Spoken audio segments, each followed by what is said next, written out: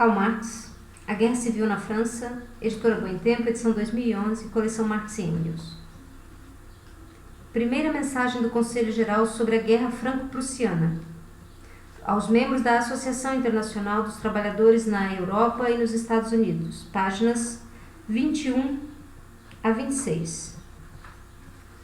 Na mensagem inaugural da Associação Internacional dos Trabalhadores de novembro de 1864, dizíamos, cita: se a emancipação das classes trabalhadoras exige sua confluência fraternal, como podem elas cumprir essa grande missão com uma política externa que busca objetivos criminosos, agindo com base em preconceitos nacionais e desperdiçando em guerras de pirataria o sangue e a riqueza dos povos?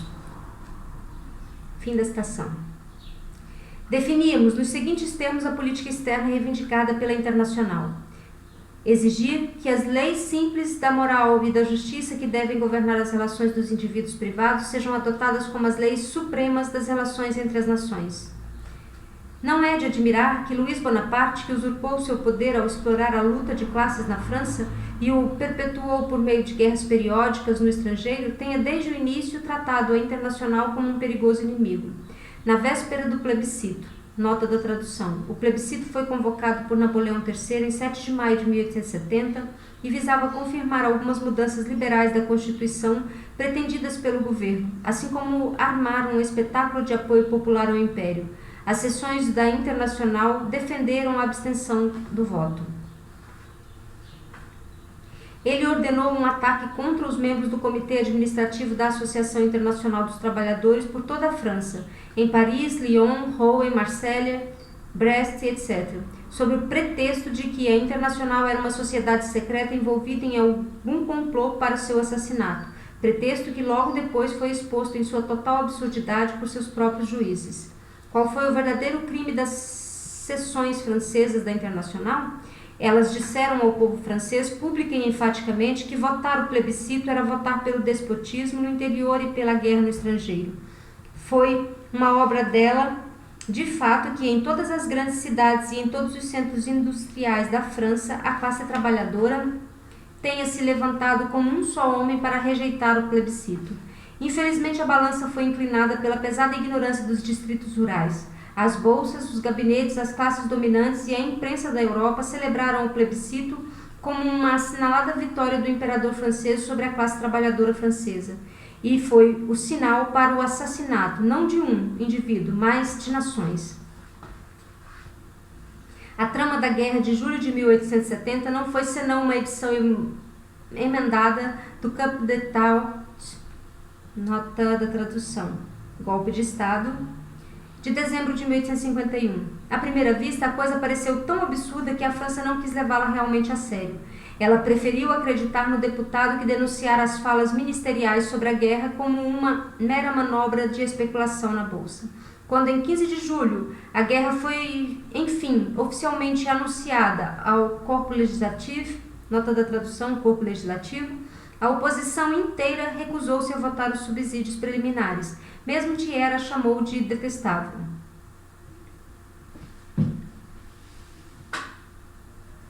Todos os jornais independentes de Paris a condenaram e, fato notável, a imprensa da província juntou-se a eles quase unanimemente. Enquanto isso, os membros parisienses da Internacional puseram-se ao trabalho.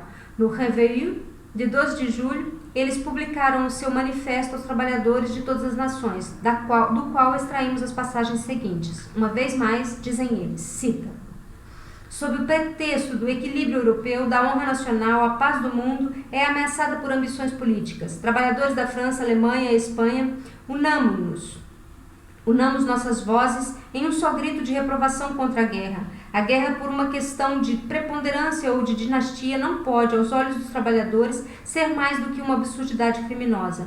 Em resposta às proclamações belicosas daqueles que isentam a si próprios do imposto de sangue e encontram nos infortúnios públicos uma fonte de novas especulações, nós protestamos, nós que queremos paz, trabalho e liberdade, irmãos da Alemanha. Nossa divisão resultaria apenas o completo triunfo do despotismo nos dois lados do Reno. Trabalhadores de todos os países, o que quer que nesse momento possa dividir advir de nossos esforços em comum, nós, os membros da Associação Internacional dos Trabalhadores, que não conhecemos fronteiras, enviamos a vós, como um senhor de indissolúvel solidariedade, os melhores votos e as saudações dos trabalhadores da França. Fim da citação. Esse manifesto de nossa seção parisiense foi seguido por inúmeras mensagens francesas similares, das quais podemos citar aqui apenas a declaração de Neuilly-sur-Seine, publicada em Marseillaise, de 22 de julho. Cita: a guerra é justa? Não. A guerra é nacional? Não. É meramente dinástica. Em nome da humanidade, da democracia e dos verdadeiros interesses da França, aderimos completa e energicamente aos protestos da Internacional contra a guerra. Fim da citação. Esses protestos expressavam os sentimentos verdadeiros do povo trabalhador francês, como logo depois foi demonstrado por um curioso incidente. Quando o bando do 10 de dezembro, organizado pela primeira vez sob a presidência de Luiz Bonaparte, foi travestido em blouse, nota da tradução, da NEA, jalecos uniformes de trabalho, e o bando do 10 de dezembro, nota 1, em 10 de dezembro de 1848, Luiz Bonaparte, sobrinho de Napoleão I, foi eleito presidente da Segunda República com a maioria dos votos.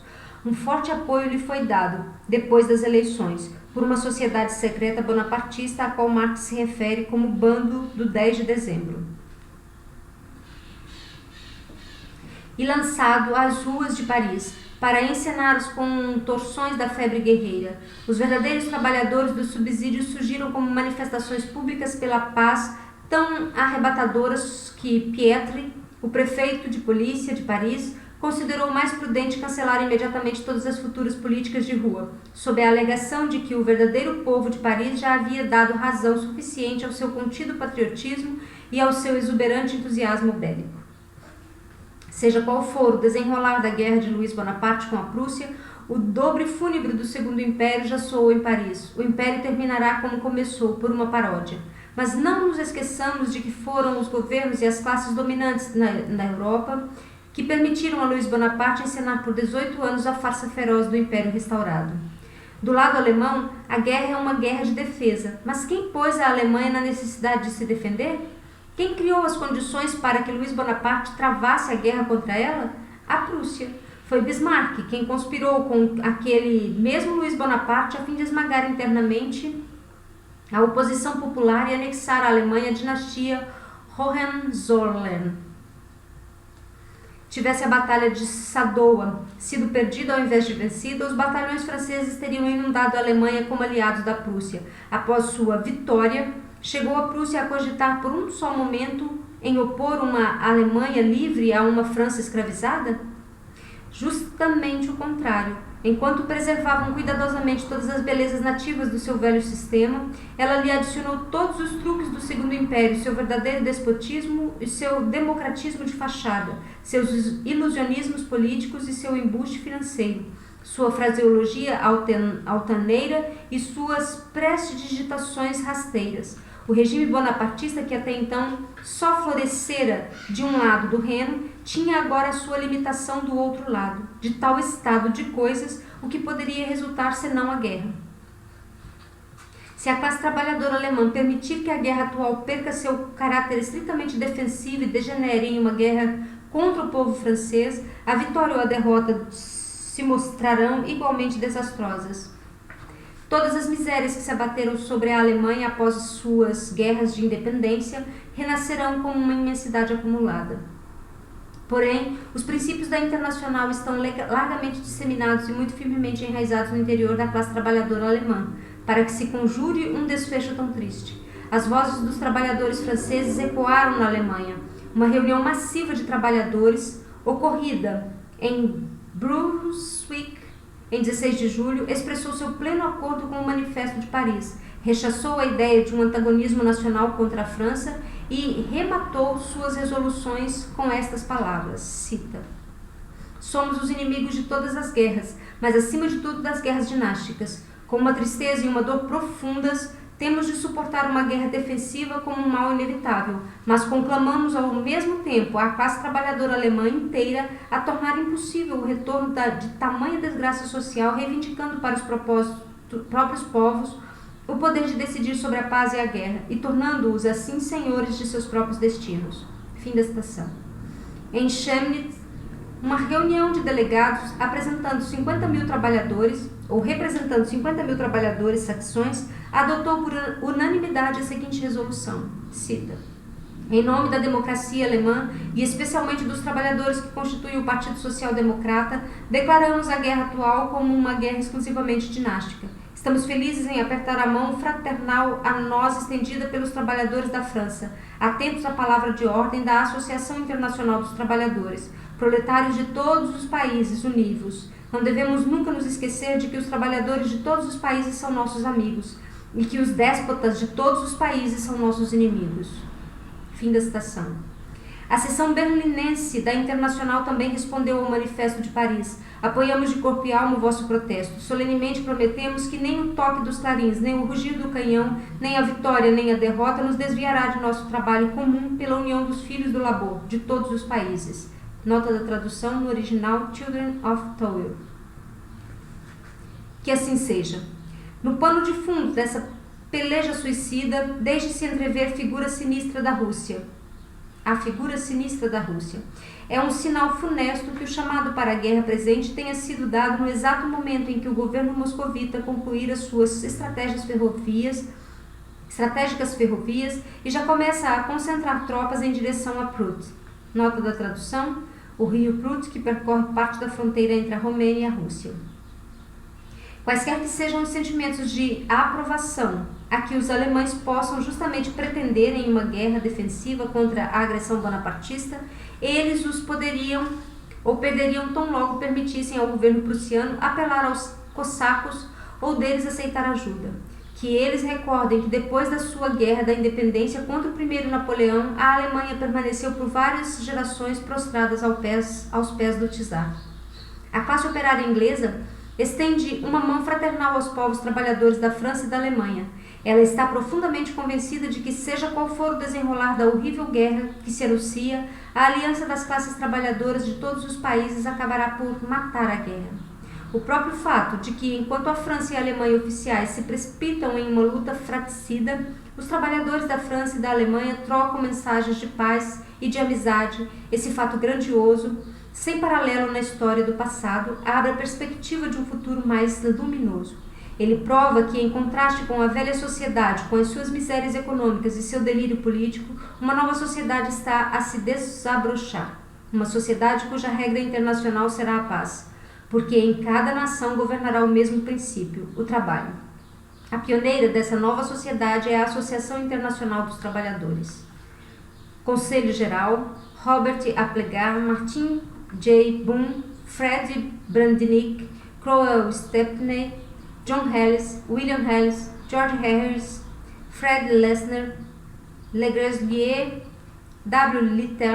Lintern, Zévi Maurice, George Milner, Thomas Montershed, Charles Murray, George Augier, James Parnell, Thunder Hull, Joseph Shepard, Stoll Schmitz e W. Thyssen. Secretários correspondentes: Eugène Dupont, França; Karl Marx, Alemanha; Serralier, Bélgica, Holanda e Espanha; Hermann Jung, Suíça; Giovanni Bora, Itália; Antônio Zabig, Polônia; James Cohen, Dinamarca; Ecarius, Estados Unidos da América; Benjamin Ucrar, presidente; John Weston, tesoureiro; George Ecarius, secretário-geral. Escritórios High Holborn, 256, Londres. Londres, 23 de julho de 1870. Na página 26, há uma gravura da Comuna de Paris com uma citação. Segue.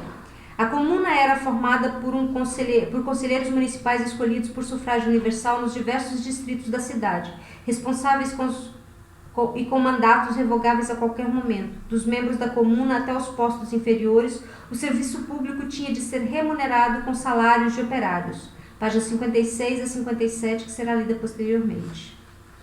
Obrigada pela companhia nessa leitura. Aguardo vocês no próximo vídeo.